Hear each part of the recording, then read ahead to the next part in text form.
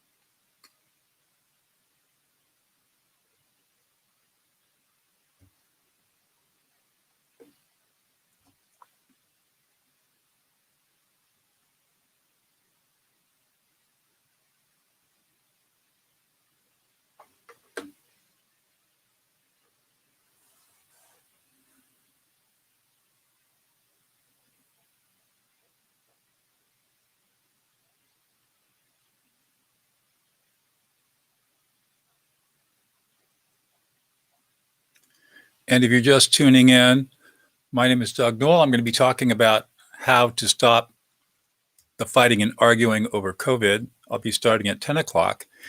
If you'd like to join me live in the studio, go to https://app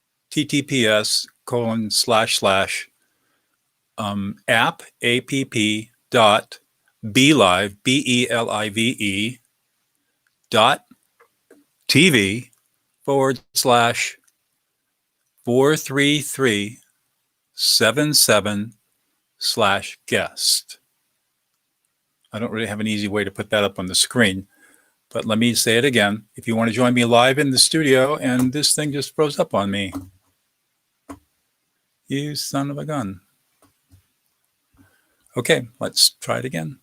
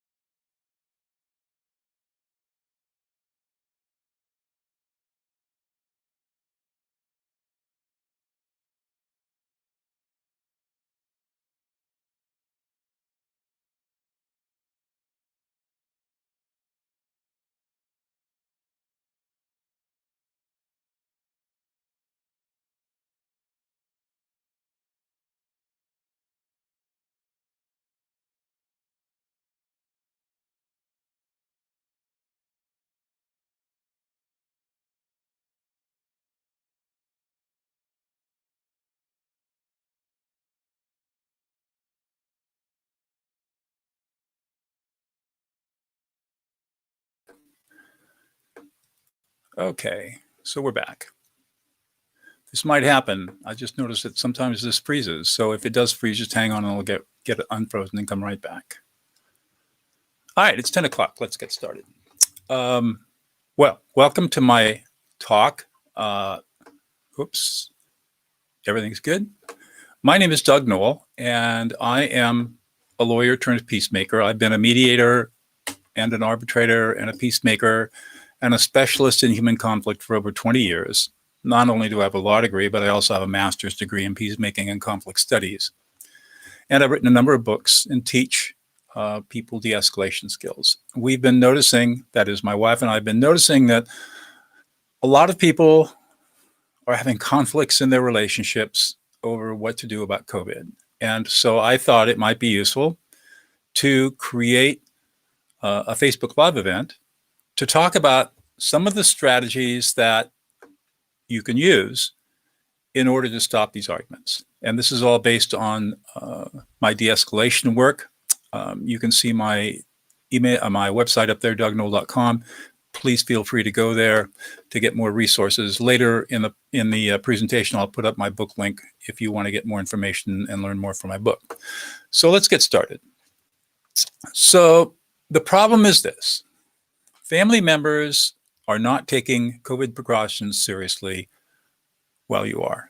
And this could be your partner, your spouse, it could be children, it could be your parents, it could be friends, it could be anything.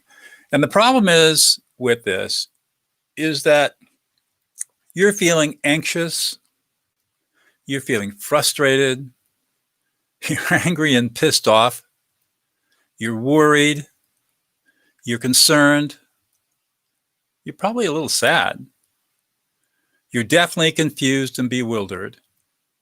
You feel completely disrespected. You're not being listened to, you're not feeling heard. And you may even feel completely abandoned by those you love because of this problem. But on the other hand, your partner or your family members are feeling things too. They're feeling frustrated, and they're angry and pissed off, and they feel harassed. They feel rebellious. They feel like they're experiencing a loss of freedom and liberty by the imposition of the COVID pandemic, social distancing and masking and things like that. They feel disrespected. They feel like this is all a huge conspiracy. And they may feel, I'm healthy, so why should I comply with all this stuff? So let's take masks, for example, just to bring this really home. So our masks, are they shameful or not cool? Or do masks show weakness? Are they undemocratic? Or are they unpatriotic? And there are a lot of people who feel this way. Or are masks essential to stopping the spread, essential to public health, and a civic and patriotic responsibility? Because the only way our economy is going to get restarted is if we can stop the spread of COVID. And right now, without a vaccine, the only way we can do that is by using masks and social distancing. So you can see that there's these huge conflicts that are arising out of these different feelings are coming up. So what are some of the fundamental issues? Well, first of all, this COVID crisis is pointing out some very different values that we may hold around the pandemic. For example, there are rule followers versus people who are anti-authoritarian. They're nonconformists. They don't want to follow the rules. There are people who are very risk averse versus people who are risk indifferent. And there are people who accept science and accept the advice of the scientists and medical professionals. And there are people who reject science and they reject the advice of the medical professionals. So these are really very different perspectives and realities about what's going on with the pandemic. There's also a strong unwillingness to compromise because this has become so polarized. There's mistrust that is growing even between loved ones around this issue. There is a growing lack of respect for each other's different attitudes, values, and perspectives. And so these are problems, these are fundamental issues. But what's really going on is that there are underlying needs that are not being met. For example, the need for safety, the need for trust, the need for freedom, the need for security, the need for stability, the need to be vindicated. That's the sense of having to be right. I'm right and you're wrong.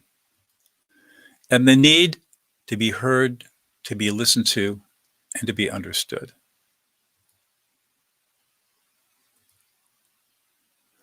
So how do we go about solving this problem without arguments and without fights? Well, I have a phrase called listening other people into existence. And what that means is we're going to listen to the emotions and not the words. We're going to ignore the words, in fact. And the reason that we're going to ignore the words when we're talking to somebody, a partner, a family member, or a close friend around these COVID issues is because if we can ignore their words, we won't get triggered ourselves. We're much, much less likely to become angry and frustrated and disrespected and not heard if we literally ignore what they're saying. That doesn't mean we ignore them. No, we're going to pay attention to them in a very different and deeper way. But what we are going to do is ignore the words. And when we ignore the words, not only do we protect ourselves from being triggered, but we also free up bandwidth to allow us to do a couple of other things that are going to be really helpful. So the first thing we need to do is ignore the words. It's just noise. There, for the next 35 or 45 seconds that you're going to be doing these other things, the words are not important. And I'll just say this, for those who really are worried about, gee, I'm going to be ignoring the words and I might miss something. When you engage in listening another into existence in the way that I'm going to talk about here in a moment, your brain will still process those words. And actually, you will remember the words better ignoring them than if you paid attention to them. Because memory is associated with emotion. And because you're going to be focusing on their emotions rather than their words, you will automatically be able to recall what they said without effort. So ignoring the words doesn't mean that you're not going to hear the words. It doesn't mean that you're not going to remember what they are. What it means is you're not going to give them any weight. You're not going to pay attention to them. Really try to make the words that are being spoken white noise for just 30 or 40 seconds. Then the next thing we're going to do is we're going to read the emotions. And what does that mean? Well, it basically means that we want to try to understand what the emotional experience is that our partner or family member or whoever we're discussing these COVID issues with, we want to know what they're experiencing emotionally. And it turns out that our brains are hardwired for recognizing the emotional experiences of others. It's not something that we practice very often because our Western society is very biased against emotional competency. We're taught from a very young age that emotions are bad and should be avoided at all costs because it leads to chaos. And this has been the teaching since the time of Plato and Aristotle. They're wrong.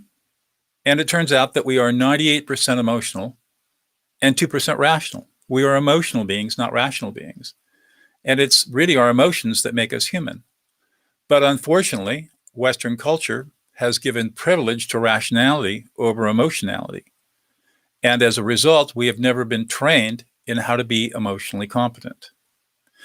And what neuroscience tells us today is some fairly astounding and counterintuitive facts. One is, for example, we can't even be rational unless we're emotional first.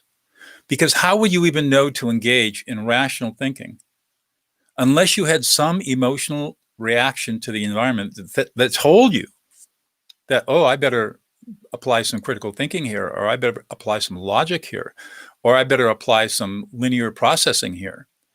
The only reason that you would know to do that is because you had an emotion that told you, that triggered you into what Daniel Kahneman calls system 2 thinking.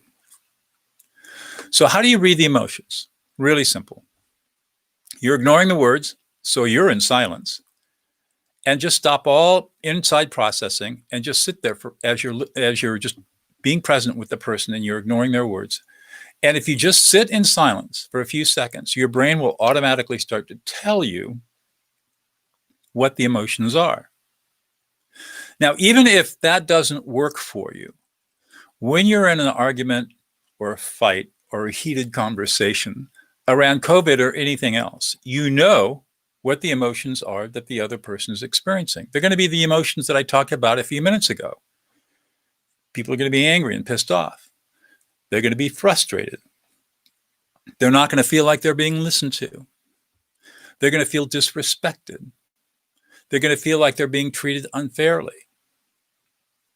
Maybe they feel sad because there's a loss of connection. Maybe they feel some shame or embarrassment. Maybe even deeper, they feel unloved and abandoned. So with just a few words, you can cover the vast majority of emotional experiences that your partner or spouse or family member might be experiencing around discussions of protections in COVID. So that's how you're going to read the emotions. It's going to be basically letting your brain, the inside of your brain, the unconscious part of your brain, do its thing automatically without any effort. And it's also going to be aware that the emotions that people are going to be experiencing around this are going to be the same for everybody. And it's going to only come down to 5 or 6 different words that you really have to understand. And then the last step, which is the most counterintuitive and in some ways the most difficult, is that you're going to reflect back the speaker's emotions with a simple you statement. So you're going to say something like, you're really pissed off and angry, or you don't feel like you're being heard or listened to. You feel completely disrespected. You're mad. You feel like this whole thing is just a big conspiracy. You're anxious. You're sad. You feel like this is all really unfair. You feel put upon. You feel harassed. Whatever the emotions are that you're sensing, use a you statement. So let me talk about this a little more because this is a little counterintuitive. A lot of people have learned so-called active listening, where you're going to use an I statement. What I think you're feeling is anger. I statements don't work. They never have. They never will. And if you don't believe me, then do this test. Find a friend and have them tell you a little story with some emotionality in it and reflect back using an I statement, and then reflect back again using a you statement, and ask your friend to tell you which set of statements was more powerful. The experience that most people have when somebody tries to reflect back with an I statement is that they feel patronized. They feel like the person reflecting to them is rude, manipulative,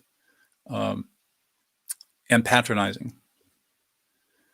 And that's the experience that everybody has. So why is it that we use these I statements? Well, it turns out to be historical. The concept of active listening was developed by the humanist psychologist Carl Rogers.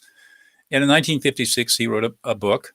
And in that book, he was describing how he was going about listening. And a lot of people watch his transcripts and completely misinterpreted what he was doing. So when the human potential movement got started in the late 50s and early 60s, people started using this I statement, and it just caught on and became kind of the conventional wisdom. And even today in mediation training, beginning mediators are taught how to reflect using I statements. But the problem is we all know it doesn't work. And yet we persist in teaching a skill that doesn't work. And I know this because when I went through my master's degree program back in the 90s, I was looking for ways to de-escalate people. And so I went through all the programs, NDC, active listening. I took every listening class I could find. They were all talking about I statements. And I found in my professional practice, when I was dealing with deep and abiding intractable conflicts with high emotions, that I statements simply did not work. And it was only until 2004 when I stumbled upon the idea of listening to emotions using a you statement that I found something that really worked. And just to go on and tell you how powerful this really is, in 2010, my colleague Laurel Coffer and I founded the Prison of Peace Project. And we decided that we would use this listening skill called affect labeling as a sort of a fundamental skill of teaching lifers and long-termers in prisons to be powerful peacemakers and mediators. And we needed skills that worked the first time, every time, without failure. Because in those prison environments, there's violence. And if our mediators and peacemakers could not de-escalate somebody immediately, lives were on the line. So that's what we taught. And for the past 10 years, we've taught thousands and thousands of inmates these skills, and it's worked every single time. So you don't have to take it from me about using you statements. You can go out and test it for yourself, give it a fair test, and you will find that even though you're uncomfortable using a you statement, and I'll explain that in a moment, when you use a you statement, you're going to listen another person into existence. Now, let me talk about why we use I statements. And the reason that we use I statements is because when we're in the presence of people who are highly emotional, many of us, if we're not skilled in emotional self-regulation, and most people aren't, will feel a lot of anxiety. So when you use an I statement, you're essentially engaging in self-soothing. You're soothing yourself. And the idea here is not to soothe yourself. The idea here is to soothe the other person, to listen them into existence. There are all kinds of neuroscientific reasons why this works. I don't have time today to go into it. If you go to my website and read some of my blogs, I cite the papers, the research, and the science behind this that supports why affect labeling is so powerful. And as I tell people, if you still persist in thinking that, oh my, we just froze up again. If you can hear me, hang on, I'm going to relaunch. One moment.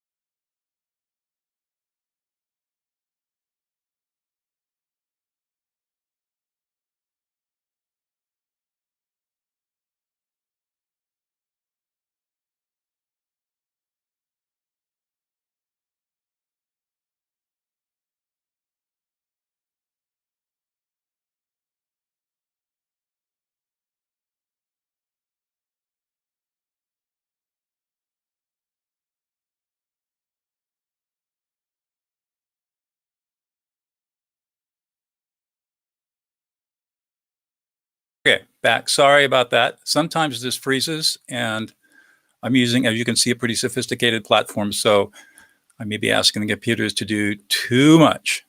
Anyways, I was talking about how using I statements also developed as a way of self-soothing. And so it's all about me wanting your emotions to go away so I can calm myself.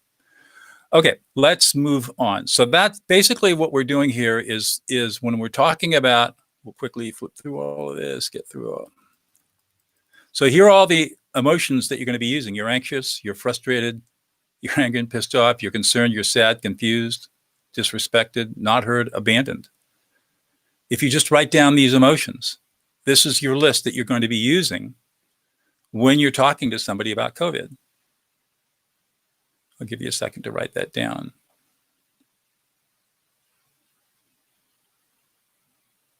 And if you want this list or you want another list, you can simply email me at doug@dougnoll.com, and I'll be happy to send a list to you how all this works. So I'm going to keep working through this.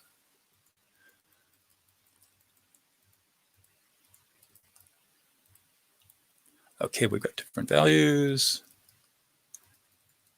Here are our needs. All right, here we go. So here's the 3 steps. Ignore the words, read the emotions, and reflect the emotions with a simple use statement. All right, now, once you have mastered this concept of affect labeling, listening to emotions, you're ignoring the words, you're reading the emotions, you're reflecting back the emotions with the use statement, and you have a certain comfort level with it. Now, the way that you can have a conversation about COVID and beliefs around what sort of safety measures should be in place is by asking 4 questions. And as you ask each of these questions, you're going to be reflecting back the emotions that come up for the person who is answering the questions. And that becomes very important. So this is not about you being heard. It is, it's really about you listening the other person into existence. So what are these 4 questions? So the first question is, tell me how your life experiences have led you to the beliefs you have around COVID. Tell me how your life experiences have led you to the beliefs that you have around COVID. Now, when you ask this question, people are going to kind of look at you funny, and they're going to say, huh? Well, it turns out that our beliefs are formed from life experience. And if you have somebody who is, for example, anti-authoritarian, or risk indifferent, or does not want to be told what to do by health authorities or any other authorities, what is it in their life that led them to this kind of belief structure? And you want to find out. You want to find it because their beliefs are formed by life. Babies are not born with beliefs, they're created. So what happened? And as people tell you their stories, you're going to learn things that you've never learned before. You're going to listen to their emotions. And as you reflect back their emotions with a simple you statement, they're going to feel deeply heard and validated. Now, you're not challenging anything that happened to them. You're not challenging their beliefs. You're not telling them that they're wrong. No judgment here. All you're trying to do is to get them to reflect on how their beliefs came to be formed.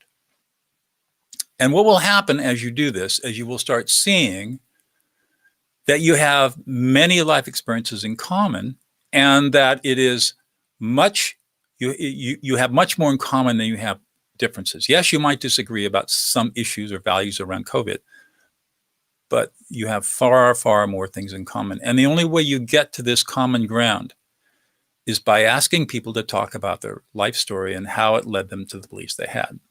This conversation might take a while, and you want to keep encouraging them.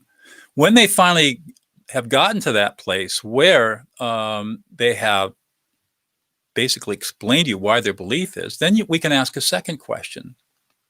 And that is, how do your beliefs inform your everyday life? Beliefs are nothing more than shortcuts, decision-making shortcuts. They make decision-making really easy, because if we have a strong belief about something, we don't have to ponder problems anymore. We can just simply rely on our beliefs to tell us what to do. And that's why beliefs have such great power. And in fact, there are neuropsychological studies that show that when people have beliefs and they are shown information that is true but contradicts those beliefs, they actually release dopamine in their brains to strengthen their existing beliefs, to resist against changing the beliefs, even though the beliefs are mistaken. They're not based on evidence, for example. So we have a built-in mechanism that when we have a deeply held belief, we have built-in mechanisms that make it very difficult to change those beliefs. Very difficult. And so trying to argue against beliefs is like pounding your head against a brick wall. You're just not going to get anywhere. But you can ask the question, how do your beliefs inform your everyday life? Now, most people have never been asked this question before. And so they're going to have to think about, well, what do you mean inform my life? Well, you obviously have this belief you're very strongly against wearing masks, or maybe you're very strongly in favor of wearing masks. This belief about respecting science or not respecting science, or being a rule follower versus a nonconformist. How does that help you make your decisions in everyday life? And so you're going to get them to reflect a little bit about how, because most time our beliefs operate outside of consciousness. We don't even think about it. It's just all automatic. It's habit. And you're going to get to start reflecting on whether their beliefs help them or hurt them. And you're not going to have any comments about those beliefs. All you want them to do is to reflect by telling you what their thinking is. And of course, you're going to reflect back with affect labeling. Ignore the words. Pay attention to the emotions, read the emotions, and reflect back the emotions with a simple you statement as they do that. Now, the third question that you want to ask is, how do you manage with people who disagree with you?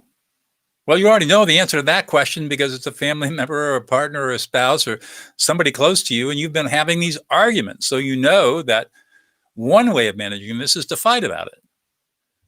But this is a slightly different kind of question. You're getting them to reflect on the fact that they know people, you, for example, that have different beliefs. And how do they manage it? And the snarky people will come off with a flippant statement. Say, well, we shoot them all. I mean, people say that to me. They don't mean that, but what they're doing is reactively dismissing the idea that other people can have beliefs. And you just got to be a little persistent about it and say, well, really, how does this happen? How do you manage people with different beliefs? And they're going to mostly say, well, I really try to avoid people like that. And you don't come back with a comment saying, well, what about us? You can't say that, because that's judgmental. Just say, why do you, And so why? And it's going to come down to that they're uncomfortable and anxious and frustrated and angry and pissed off and don't feel respected around people who disagree with them. And so that's why they'll go into avoidance mode, or they'll go into defense mode, or they'll become counter-aggressive, or they'll fight, because they don't have any other way of dealing with people who have beliefs different than their own. And for the first time now, they might be really processing and thinking about, well, gee, how do I manage my differences? And that can open up a really fruitful, powerful conversation about your relationship. All right, one more question. The last question, if you can get this far in the conversation, and these questions don't have to be all at once. You can ask them over a period of time and have these conversations over a period of time. You know, I mean, every day is just one day in a 50-year conversation if you're in a relationship. So the fourth question is, how should our society manage these different beliefs? How should society manage these different beliefs? And what you're getting here is you're trying to pry open the idea that when we live in what philosophers call a liberal democracy, liberal not in the sense that it's left or socialist or anything like that, but liberal in the sense that there's a free exchange of ideas, as opposed to a conservative government that's an autocracy, where thought is controlled. In a liberal democracy, thought is not controlled. In a conservative autocracy, thought is controlled. So we live in a liberal democracy, and thought is not controlled, with some very few exceptions.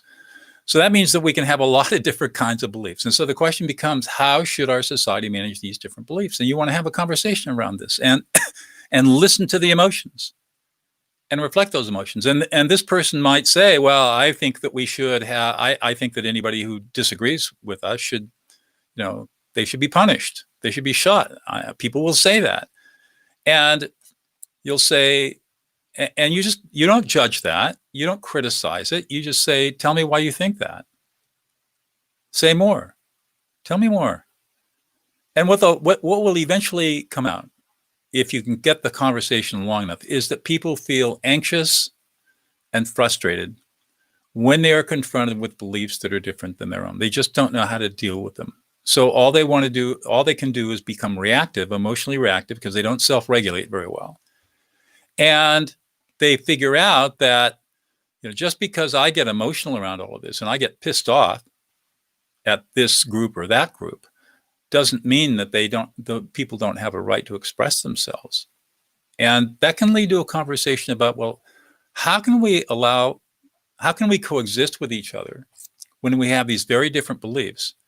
And how can we self-regulate so that we don't disrespect each other, we don't get each other pissed off, we don't trigger each other, and we can agree to disagree, but we respect as much as possible each of the values that we all hold. And how can we do that? And that leads you into an interesting negotiation around how to deal with COVID, mask or no mask, social distancing, no social distancing.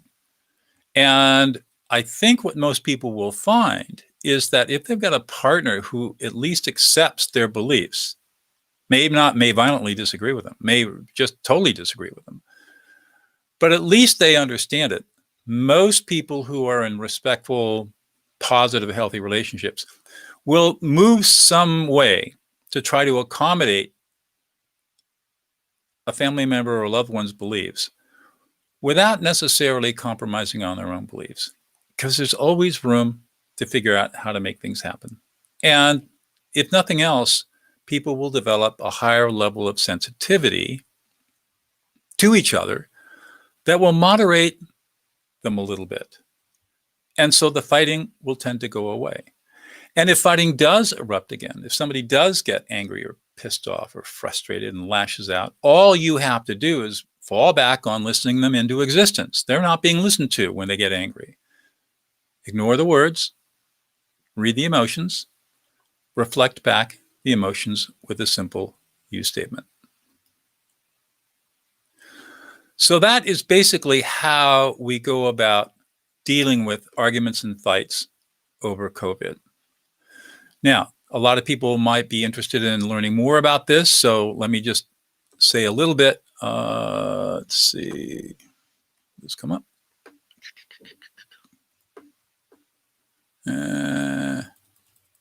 Doesn't look like it wants to come up. All right. You can go to my website, www.dougnoll.com.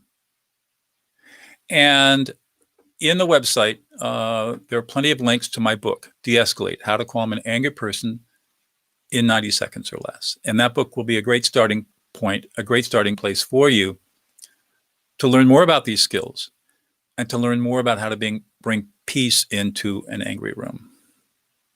So I've come to the end. I hope you have really enjoyed this. Please feel free to email me at doug@dougnoll.com with your comments or questions.